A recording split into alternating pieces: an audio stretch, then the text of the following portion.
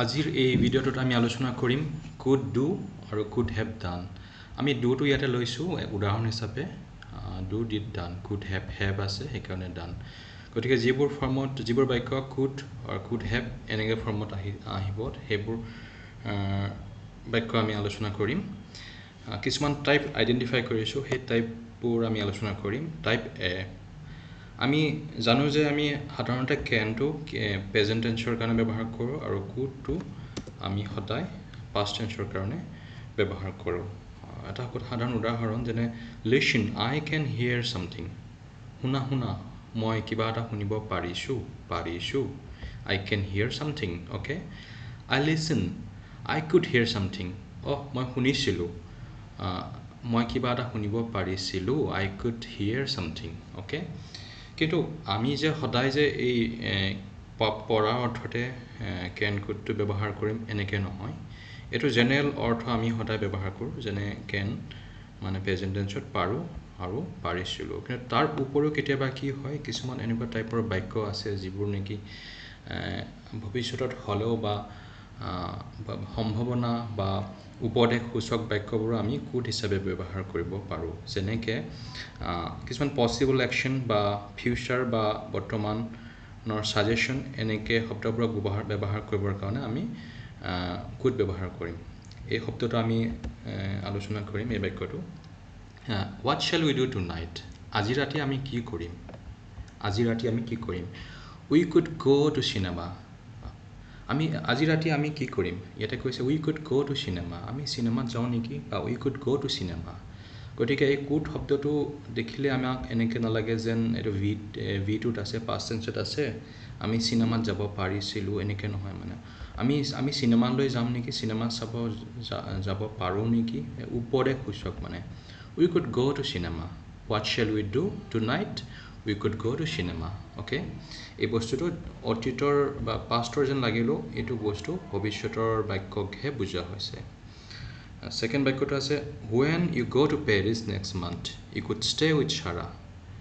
কৈছে যেতিয়া তুমি নেক্সট মান্থ পেৰিছলৈ যাবা তুমি ছাৰাৰ লগত থাকিব পাৰিবা। ইউ কুড ষ্টে, এইটো পাৰিবা উপদেশসূচক। You could stay with Sara. Okay, উত্তৰত কয় য়েছ আই ছাপ'জ আই কুড। মই পাৰিম, মই নিশ্চয় আশা কৰোঁ। গতিকে বস্তুটো ইয়াতে কুড যিটো শব্দটো আছে এইটো পাষ্ট টেন্সত ব্যৱহাৰ নহয়, এইটো ভৱিষ্যতৰ সম্ভাৱনা হিচাপেহে ব্যৱহাৰ হৈছে। অ'কে, টাইপ বিত আমি আলোচনা কৰিম কিছুমান শব্দ যিবোৰ বাস্তৱ নহয়, যিবোৰ কল্পনাহে, তেনে ক্ষেত্ৰত আমি কুড ব্যৱহাৰ কৰোঁ। মানে যিটো সম্ভৱ আছে, মানে যিটো বাস্তৱ নহয়, কল্পনাহে, মানে এনেবোৰত আমি কুড ব্যৱহাৰ কৰোঁ, কিন্তু কেন আমি ব্যৱহাৰ নকৰোঁ। যেনেকৈ এই বাক্যটো আছে আই এম ছ' টায়াৰ্ড। মই বহুত ভাগৰুৱা হৈছোঁ। I could sleep for a week. মই বহুত ভাগৰুৱা হৈছোঁ, মই যদি এসপ্তাহৰ কাৰণে শুই যাব পাৰিলোঁ হয়। বা মই যদি I could sleep for a week, মই যদি মানে এটা মানে কল্পনা এনেকৈ ধৰণৰ বাক্যটো কৈছে মই বহুত ভাগৰুৱা, মই এসপ্তাহৰ কাৰণে যদি শুই গ'লোঁ হয়, এনেকৈ টাইপৰ মানে বাক্যটো। I could sleep for a week, I could sleep for a week. এই বস্তুটো অতীতৰ যেন লাগিলেও মানে বস্তুটো ভৱিষ্যতৰ কাৰণেহে এই কুডটো ব্যৱহাৰ হৈছে, কল্পনা দেখুৱাবৰ কাৰণেহে, মানে I could sleep for a week. Okay, ইয়াতে আমি কম্পেয়াৰ কৰোঁ কেন আৰু কুডৰ ব্যৱহাৰৰ বিষয়ে। I can stay with Sarah when I go' to Paris. মই ছাৰাৰ সৈতে থাকিব পাৰোঁ যেতিয়া মই পেৰিছলৈ যাম। এইটো ৰিয়েলিষ্টিক, মানে এইটো বাস্তৱ হয়, এইটো 100% চিয়'ৰ আছে। আই কেন ষ্টে, মই থাকিব পাৰোঁ। অ'কে, কিন্তু যদি সম্ভাৱনা বা পৰিকল্পনা বা কল্পনাসূচক হয়, যেনে may be I could stay with Sarah when I go' to Paris. এটা পচিবল আছে, বাট নট চিয়'ৰ। অ'কে, কেন বুলি ক'লে চিয়'ৰ হ'ব, কুড বুলি ক'লে less sure. Okay, so' I can stay, মই থাকিব পাৰোঁ, এইটো 99% মানে সম্ভাৱনা আছে। আৰু I could stay with Sarah when I go' to Paris. মই কিজানি থাকিব পাৰোঁ, মানে কিজানি শব্দটো ইয়াতে আহি গৈছে। This is a wonderful place, I could stay here forever. এটো মানে ৰিয়েল বাস্তৱ নহয় কোনোবা এজন মানুহ মানে পাহাৰলৈকে গৈছে তাৰ ওপৰৰ পৰা কৈছে পাহাৰৰ ওপৰৰ পৰা কৈছে this is a wonderful place okay it is a beautiful mountain I could stay here forever যদি মই ইয়াতে থাকিব পাৰিলো হয় যদি ইমান ধুনীয়া জায়গা মই যদি ইয়াতে যদি সদায় কাৰণে থাকিব পাৰিলো হয় এনেকে টাইপৰ মানে এটা মানে কি বস্তুটোৰ কল্পনা নহয় মানে বস্তুটো ৰিয়েল নহয় এটা মানে কল্পনা হিচাপেহে মানে এটা কুডটো ব্যৱহাৰ হৈছে ওকে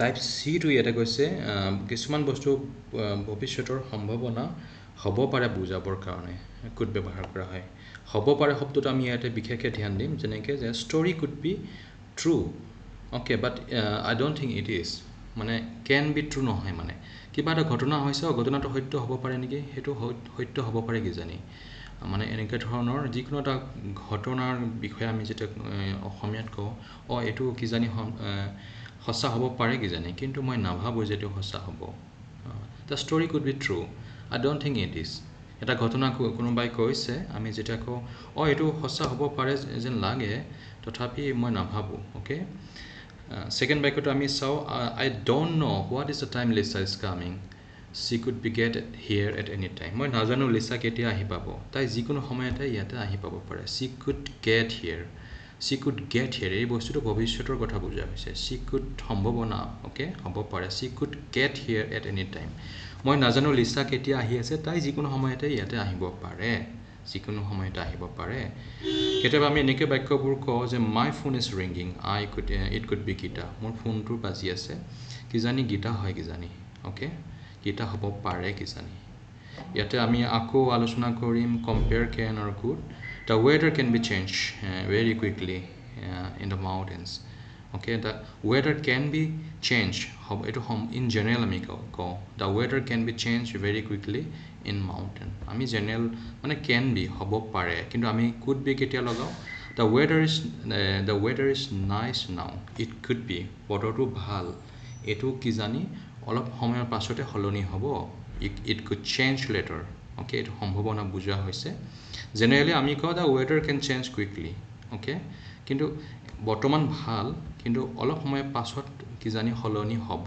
পাৰে it could be okay আমি টাইপ দি আলোচনা কৰো টাইপ ডিট মানে could have done okay could have done মানে অতীততে কৰিব পাৰিলা হয় কৰিব পাৰিলো হেতেন I am so tired I could sleep for a week মই বহুত ভাগৰুৱা মই যদি গোটে সপ্তাহৰ কাৰণে শুই যাও বা যাব পাৰো এটো প্ৰেজেন্ট টেন্সত ব্যৱহাৰ হৈছে I was so tired মই ইমান ভাগৰুৱা আছিলো যে I could sleep for a week মই গোটে সপ্তাহৰ কাৰণে যদি শুই গলো হেতেন I could have okay হেতেন শব্দটো ব্যৱহাৰ কৰিবৰ কাৰণে could have যেটো মানে অতীতৰ ঘটনা ঘটাৰ সম্ভাৱনা আছিল কিন্তু ঘটা নহল পাৰিলো হেতেন এনে শব্দবোৰ ব্যৱহাৰ কাৰণে could have ব্যৱহাৰ কৰা হয় the situation is bad it could be worse now situation to বেয়া আৰু এটো বেয়া আৰু বেয়া হ'বলৈ গৈ আছে এই শব্দটো বৰ্তমানত আমি কওঁ বৰ্তমানত আমি যেনেকৈ কওঁ যেনেকৈ the situation is bad situation to বেয়া হয় it could be worse আৰু বেয়া হ'বলৈ গৈ আছে বা হ'ব পাৰে এনে ধৰণৰ মানে হ'ব পাৰে সম্ভাৱনা the situation is bad second বাক্যটো the situation was bad it could have been worse ঘটনা মানে সিচুৱেচনটো বহুতেই বেয়া আছিল আৰু এটো আৰু বেয়া হ'ব পাৰিলে হেতেন মানে it could have been worse আৰু বেয়া হ'ব পাৰিলে হেতেন বা হল হয় এনেকে টাইপৰ মানে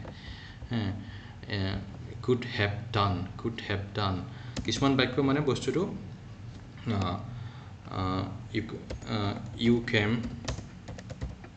came here last night okay you could have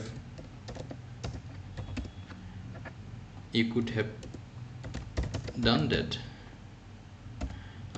you could have done the work তুমি যোৱা ৰাতি এটা আহিছিলা you could have done the work তুমি এই কামটো কৰিব পাৰিলা হেতেন you could have done okay so could have done তুমি যোৱা ৰাতি ইয়ালৈ আহিছিলা তুমি কামটো কৰিব পাৰিলা হেতেন মানে could have done the work এনে শব্দত মানে could have done আকৌ আমি কিছুমান বাক্য যেনে something could happen, it was something could happen, it was possible but didn't happen. Okay, কিছুমান বস্তু এনেকুৱা হয় সম্ভাৱনা আছিলে, পসিবিলিটি আছিলে কিন্তু নহল, সেই তেনে ধৰণৰ বাক্যবোৰে পাৰিলো হেতেন বুজাবৰ কাৰণে। যেনেকৈ why did you stay in hotel, you could have stayed with me, একেটা বাক্যই আমি আলোচনা কৰিছোঁ ইয়াতে। আৰু মানে পাৰিলো হেতেন এটা কৈছে কি তুমি হোটেলত কেলে আছিলা, why did you stay in hotel, you could have stayed with me, তুমি মোৰ লগতে থাকিব পাৰিলা হয়। ওকে, সো একেটা বাক্যতে আমি যদি ইয়াতে একেটা উদাহৰণ আমি ইয়াতে ল'লে you came here last night, you could have visited my house, you could have visited আমি যদি লগাই দিওঁ visited my house, তুমি মোৰ ঘৰলৈ আহিব পাৰিলা হয়। Okay, could have done। ইয়াতে থাৰ্ড বাক্যটো আছে David was lucky, he could have hurt himself when he fell but he was all right। David lucky আছিলে, সি নিজে মানে আঘাত পালে হয়, he could have hurt himself when he fell।